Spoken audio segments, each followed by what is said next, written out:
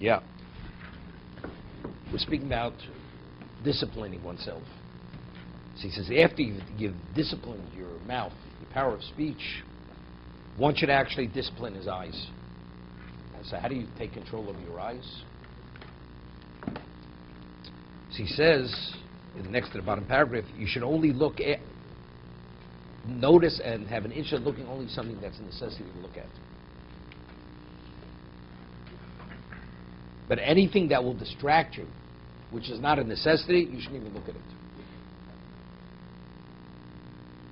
This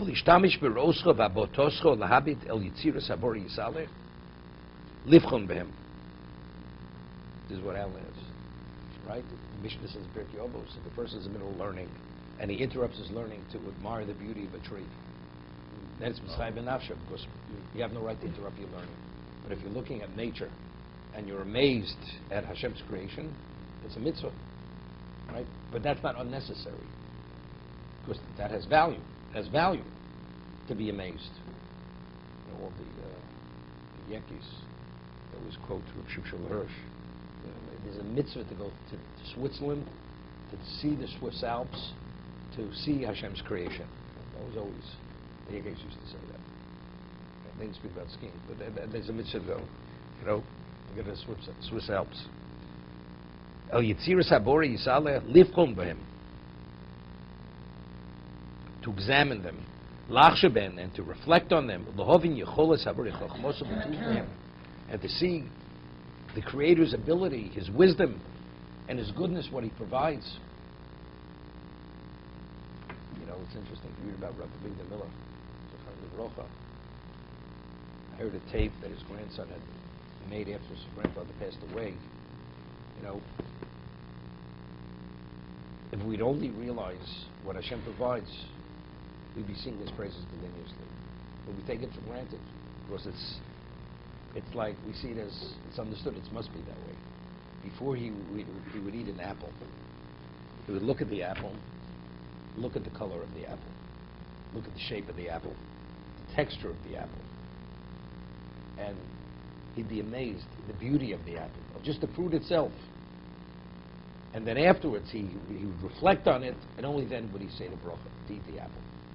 And to feel the good fortune and the gratitude what Hashem provided for him, in terms of every aspect, the nutrition, the beauty, the shape, everything.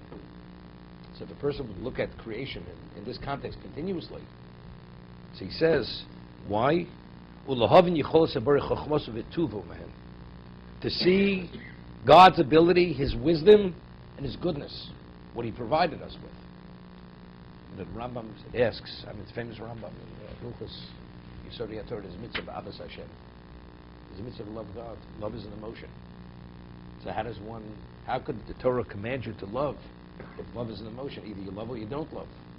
So the Rambam says exactly this, that if a person would reflect on creation and see the genius and the greatness and the unlimited universe that exists, you'd be taken aback, overwhelmed, you'd be minimized, and then this would evoke the greatest level of love to Hashem in terms of what he created and what He provided. That's how one comes to Ahavas Hashem.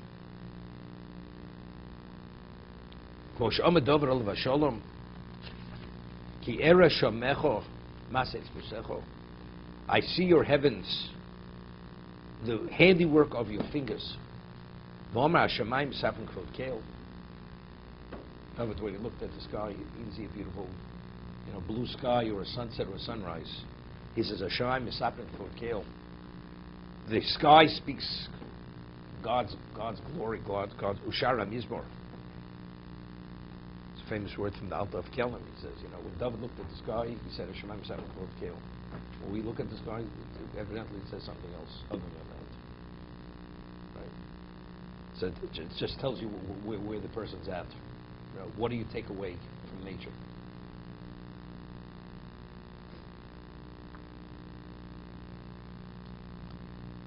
Once was down in a lot many years ago. So they have there, I forgot what it's called. It's submerged, and they have coral, living coral. So the person who was with me was a man maybe close to 70 years old. He was the best desert guide in Israel. It's provided to me. So first looking into the desert with his Jeep, which must have been about 50 years old then. We're going over this Jeep. It has tires where it goes on boulders. The Jeep is this way, back and forth. And he's showing me how you survive in a desert. You have a tiny little plant, tiny. And if you pull it up, tear it, and you squeeze it, it's like a sponge. It's filled with water. And you see then the granite walls, which are like 1,000 feet high. You know, everything. It's like amazing what the desert is. You're minimized. You know, God forbid you ever stuck there, chas v'sholom, it's over. You know, the vultures start circling over your head. Then he takes me into this coral thing, and he shows me the color and how it's alive, and with acid, and how it protects itself, and why the colors. The man believes in nothing, this man. We're talking about hardcore, original, secular Israeli, kibbutznik. And I keep pointing out, it's amazing. Could this happen by itself? It's unbelievable what God created. You know? How he created all the various aspects of creation, all the detail, and he understands every detail of this. Doesn't resonate, makes no impression on him. Nothing. Man is totally shut down. No, not impressed, nothing. So finally, you know, it was very hot. So they have a canteen.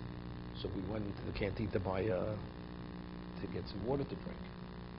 And they're ostriches. They raise ostriches down in that area. And ostriches, they scream. There's basayana. It's a desert bird, ostriches. So the canteen, they have these wicker tables, wicker chairs. And he says to me, he says, you know, Friday night, we play cards at these tables here. Friday night, this is what he tells me. He says, I'm a religious joke. He says, and we smoke, and we eat chulent. This is what he says to me. And we eat chulent. I said, okay, I understand what you do. You know, he eats chulent, smokes, plays cards, and he's painting every detail of creation, the genius or whatever it is. Man believes in nothing. Okay? So first we speak of what you look at. This is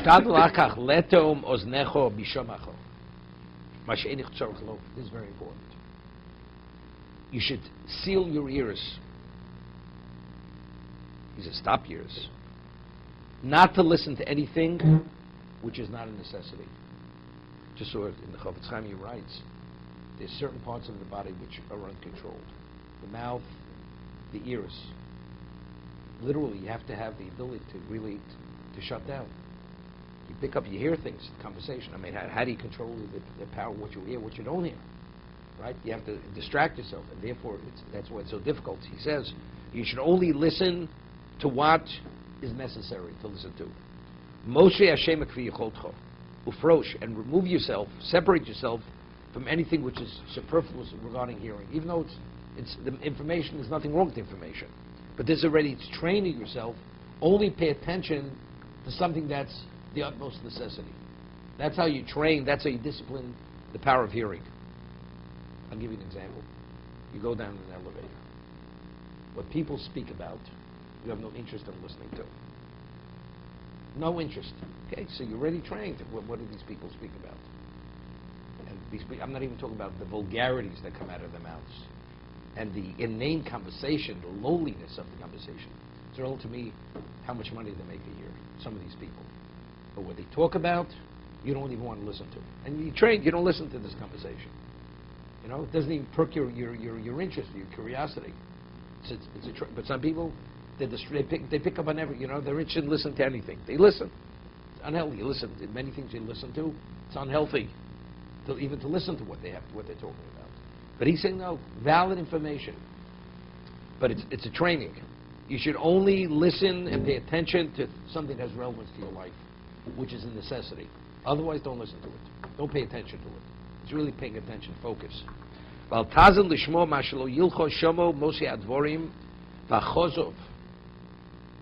Anything which is frivolous, then he speaks lies, rechilus, lashon hara, tale-bearing, and negative information.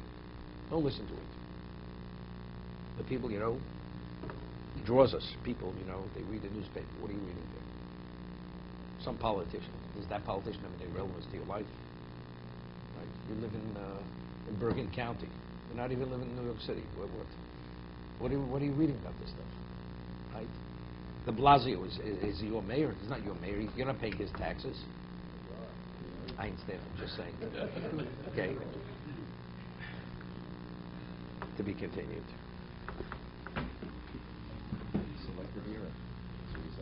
People have withdrawn to this.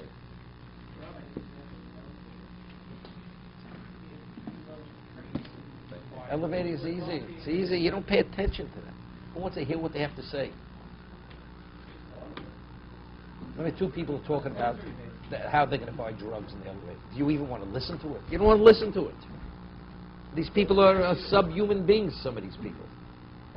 Right? Just take it from that level, just shift it over to a little higher level. It's really, you don't pay attention. You don't pay attention to it.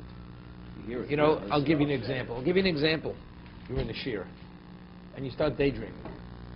So you listen, you hear the words, but you don't even know what we're discussing because you weren't paying attention. So you train yourself not to pay attention. Right? That your mind is elsewhere. That's part of the training. You distract yourself. Joseph Kimhi came to the States in 1929. So he was invited to Elizabeth, New Jersey.